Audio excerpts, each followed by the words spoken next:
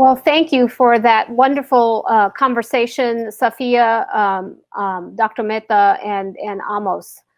Certainly, as we have heard from Senators Cornyn and Warner, and then in this last panel, there is so much to be done in the U.S.-India relationship. And the entire focus of the Indo-Pacific strategy in the current administration has been talking about some of these very issues. So to continue that conversation, we have with us today a very eminent person who has really been focused on the Indo-Pacific before it was even really being talked about as the Indo-Pacific. I have the privilege of welcoming to the USIBC stage a dear friend and close colleague from the Obama administration, Dr. Kurt Campbell. He's the chairman and CEO and co-founder of the Asia Group, a strategic advisory firm focused on the Asia Pacific. But, you know, Kurt doesn't really need much of an introduction to those who have been traversing the Indo-Pacific geography. I will give just a couple of highlights, though, of his illustrious accomplishments. Kurt serves, in addition to the Asia Group, Kurt serves as the chairman of the board of the Center for a New American Security. He's a non-resident fellow at the Harvard University's Belfer Center and is vice chairman of the East-West Center in Hawaii. Now, I had the pleasure of getting to know Kurt during his tenure as Assistant Secretary of State for East Asian and Pacific Affairs during the Obama administration, where he is widely credited as being one of the key architects of the pivot to Asia. One could say that laid the foundation for the current administration's Indo-Pacific strategy. He is the author of 10 books, including The Pivot, Future of American Statecraft in Asia, and another one titled Difficult Transitions, which might be an apt description, Kurt, of what we're experiencing today. Finally, I'm going to give one fun fact about Kurt that many of you may not know, and that is that he does a mean rendition of John Denver's Country Road, which I had the experience of enjoying on a boat cruise in the Potomac during an ASEAN senior officials meeting. Kurt, welcome to USIBC, and thank you for joining us for this important conversation today.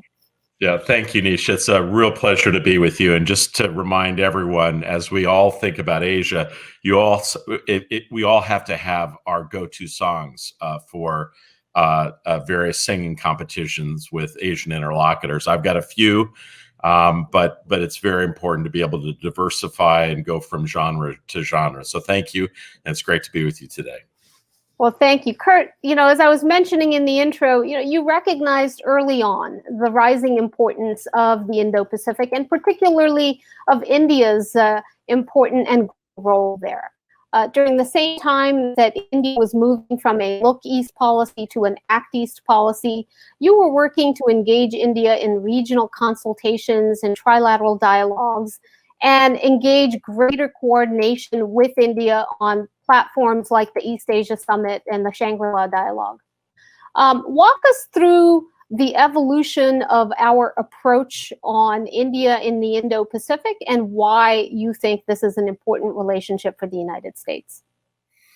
Again, thank you very much, Nisha. It's just a pleasure to be with everyone. If you look at the Asia-Pacific region, you have to acknowledge that the lion's share of the history of the 21st century is going to play out in the Asia-Pacific region without question. We're going to need to step up our game substantially. As a country, we have been more focused on the Middle East and South Asia. Those were important commitments, but I think we probably overinvested over the last 20 years. Now we're going to need to step our capacities in Asia, working with allies and friends. I would argue that the key country with respect to American strategy in Asia is to develop over time a consequential, deep and multifaceted relationship between the United States and India. And I think the key here is to find common cause in the Asia-Pacific region, to ensure that we're coordinating on areas of common purpose, whether it be aligning our strategies with respect to China, working with other nations in multilateral frameworks like the East Asia Summit and the ASEAN Regional Forum. These are the key tasks ahead. And I think what we've seen over the last 20 or 25 years, Nisha, you've now played a key role in it, is in improving relationship between the two sides. I believe it is generally bipartisan in the United States. I do think that there have been advances in the last several years. And I believe that the Biden administration is now poised and positioned to take the U.S.-India relationship to the next stage, even with all the difficulties on both sides and the challenging environment in the region as a whole. So as we think about events this week, and there's been a lot of focus on trade, on economic connectivity in the Indo-Pacific. And just on Monday, 15 Asian nations led by China formed the Regional Comprehensive Economic Partnership, largest trading bloc in the world. And yet neither India nor the United States are part of it. I know that during the Obama administration, we worked hard on building the Trans-Pacific Partnership. And yet at the end of the day, we were not able to get it across the finish line, and President Trump pulled us out, preferring to focus on bilateral agreements and a more confrontational approach on trade. But what do you think should be the approach of the incoming administration on trade relationships across this very important geography? How do we really think about advancing economic connectivity with countries across the Asia Pacific? So Nisha, it's the most important question, and you hit on the hardest issue as well. For the United States to be successful, we're going to need a multifaceted strategy. I'm confident that we're going to be able to do the rebalancing of our military capabilities in the Asia Pacific region. I'm confident we're going to be able to step up with our diplomacy. I think we will rejoin the key institutions. We will play a more active role in some of the summits and meetings that I just mentioned, the East Asia Summit, the ASEAN Regional Forum. But the United States needs to understand that in addition to these other components, the key issue that Asians look to is that the United States has an open, optimistic, ingenious, determined approach to trade and commerce in the Asia Pacific region. And it is not lost on these countries that right now the two dominant parties in the United States, the Democrats and the Republicans, each have deep anxieties about certain aspects of trade. You're exactly right about the Trans-Pacific Partnership. I think RCEP, the grouping that you just described that does not include either the United States or India, that launched 2 days ago, is more substantial and more important, Nisha, than we recognize. Probably deeper levels of engagement, and it creates a system of interchange and interaction that right now does not involve the United States, and that is going to hurt us over time. So in addition to everything else that we have to do, we have to address the pandemic, Nisha. We need to do what we can to heal some of the domestic divisions, which are profound. We need to have some kind of support for our economy during an absolutely critical period. In addition to all of that, we also have to come up with a trade, investment, engagement strategy in Asia that basically creates a mechanism for other countries, particularly like-minded states, to join with us. And that is a tall task in a very difficult order. I'm confident that over time that we can do this, but I believe that the demand will be there quickly. When you listen to the vice president, now the president-elect, and his team, he highlights that one of the key things that we're going to need to do at the outset is listen and work with allies and partners. One of the first questions that they're going to ask is, what's your trade strategy? And I think it will be difficult for us to say we're working on it, right? Which is, in fact, the accurate answer. We're going to need to come up with something soon, and it's got to be comprehensive, and it's also got to be such that other countries can welcome and engage upon with us. Kurt, you talked about the ambivalence in this country, in both parties towards trade, and it's a complicated issue in democracies. Another country that has been very deeply ambivalent on free trade has been India.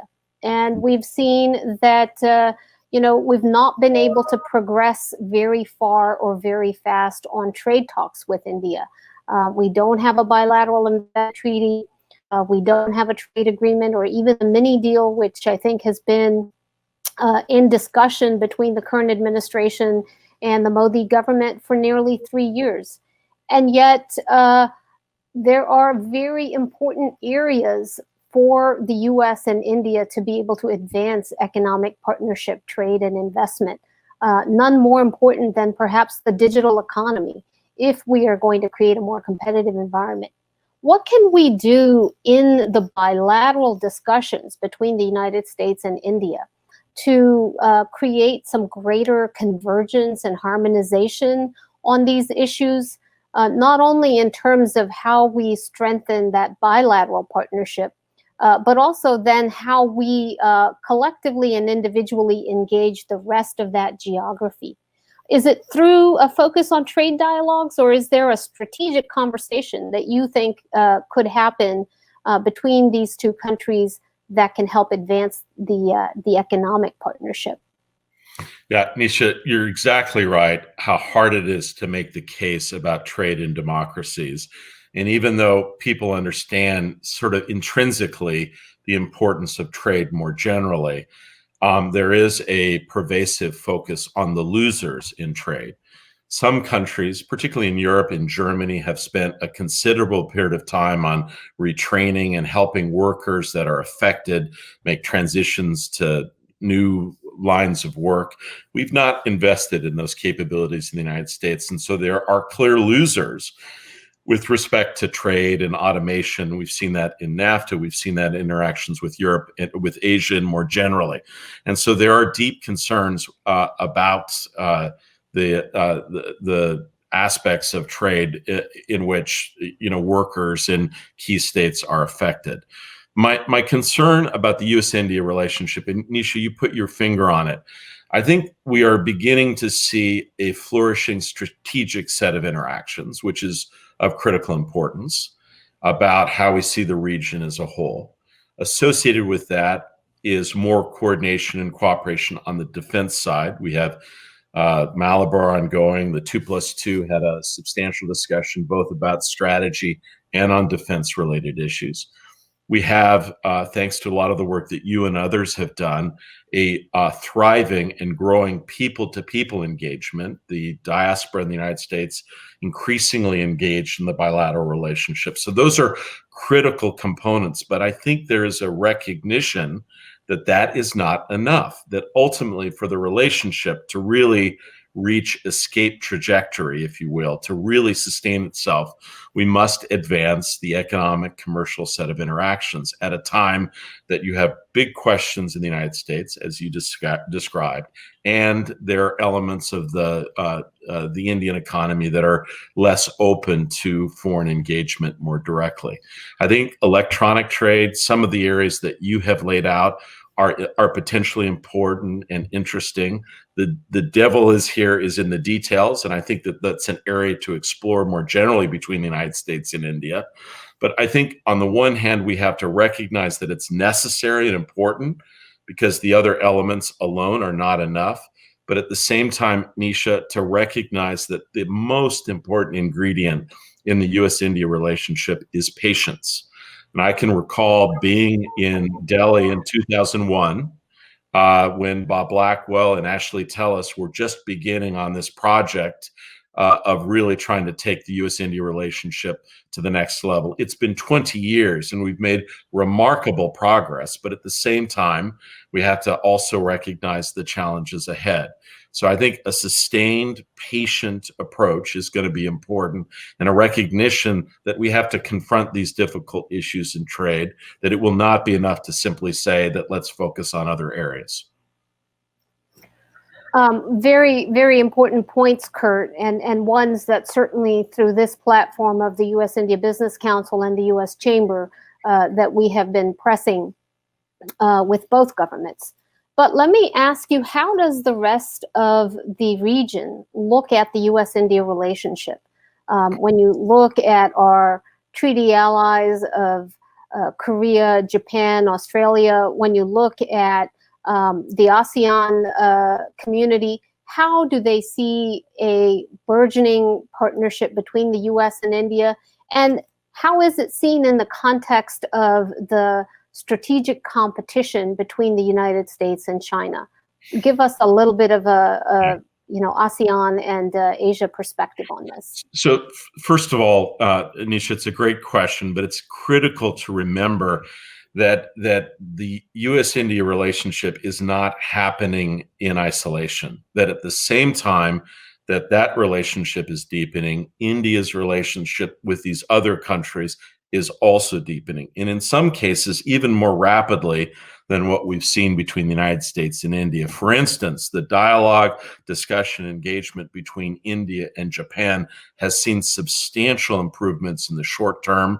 Australia's also improved, and we've seen engagements among Quad countries that involve the United States and sometimes take place without the United States present. It is also the case that in the last several years, India's diplomacy engagement with Southeast Asia has improved substantially, with Singapore, with Indonesia, with other countries, and I expect that to increase. And so most of these countries not only welcome some degree of American engagement with India, but they also value the improving bilateral relationships that they're experiencing with Delhi as well. And so what we have seen, and it's largely through the good work of what you and others have done, is not just the look east, but I like the focus more on action, the act east, the engagement that involves direct diplomacy, trade, and the like that India is experiencing across the Asia Pacific. When I started first working with Indian friends on Asia, we had a good conversation about China, a little bit less on Southeast Asia, some on Japan. That has changed exponentially, Nisha, in which every discussion now with Indian friends has deep, nuanced, fundamental discussions, not only about our bilateral relationship, but what's happening in the region as a whole. And I'm pleased to say that we see eye to eye on many things. And I think in fundamental ways, the U.S.-India relationship is united in common purpose about what we would like to accomplish in the Asia-Pacific region. I think all countries want the United States and India to be purposeful, thoughtful, consistent about China. They do not want to see a descent into a new Cold War, but they also recognize the seriousness with which both countries are engaging about the challenges presented by modern China. Kurt, as we look at a transition and a focus on what the first 100 days would look like in a Biden administration, we know that there are many, many challenges that are going to be consuming the president-elect, the vice president-elect, and the administration as they assume responsibility on January 20th. We are looking at a world ravaged by the twin challenges of COVID and climate change. We're seeing fractured governance consensus here in the United States, where we have, in many ways, a polarized political frame. Myriad political challenges abroad as well, and crises that need attention, whether it's on U.S. policy in Afghanistan or Yemen, whether it's on the rebuilding and strengthening of our alliance partnerships with our European friends, managing the great power competition with China. Where does and should India fall on that list of priorities, and what should be on kind of the priority list of the first 100 days, and particularly looking also at the Indo-Pacific? What should the incoming administration look at? You very early on in the Obama administration made the case for the Secretary of State, Hillary Clinton, to focus immediately on Asia, and in fact made her first foreign trip as secretary, made the case for that to be to Asia. So how would you advise the incoming administration, with all of the different things that are on their plate, to think about India and the Indo-Pacific? Thank Nisha, and you very effectively laid out all the challenges, which are enormous. I would just give a few pieces of advice if I could. The first is to recognize that the United States has a very substantial hole that you have clearly articulated, and it's going to take more than 100 days. We're kind of wired to think of what do you do for the first 100 days. The recognition is that this is going to be a substantial project, and many countries believe that the United States might be in the process of decline.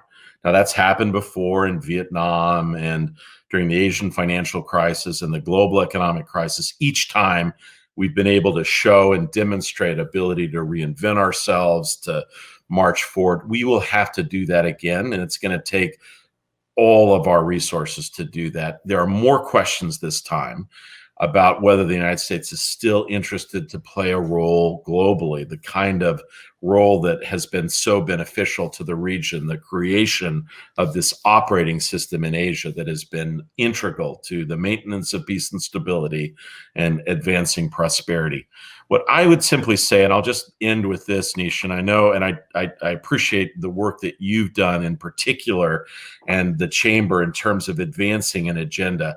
What I would like to see is a relatively high-level person inside the U.S. government. I don't care where they're positioned, but probably someone who's involved with the formulation and execution of both diplomacy, trade, and commercial engagement, that basically takes it upon as his or her mission to, at every stage, advance the relationship between the U.S. and India, that really takes it as a mission to focus on every issue, people to people, science exchange, Indian students in American universities, more work together on technology, focusing on strategy, defense cooperation, just across the board, a multifaceted agenda. Some of those things will be difficult. Some of them we might fail, but overall, I think Indian friends would appreciate a high-level, articulate, engaged person that basically makes this his or her mission 24 hours a day. Well, I think that is a fantastic note on which to conclude our conversation, Kurt. And I know that there are many in both countries that are paying attention to this conversation. So let's hope that that very sage advice falls upon the right ears. I want to thank you for joining us today and being part of today's conversation on the U.S.-India relationship, a post-election perspective.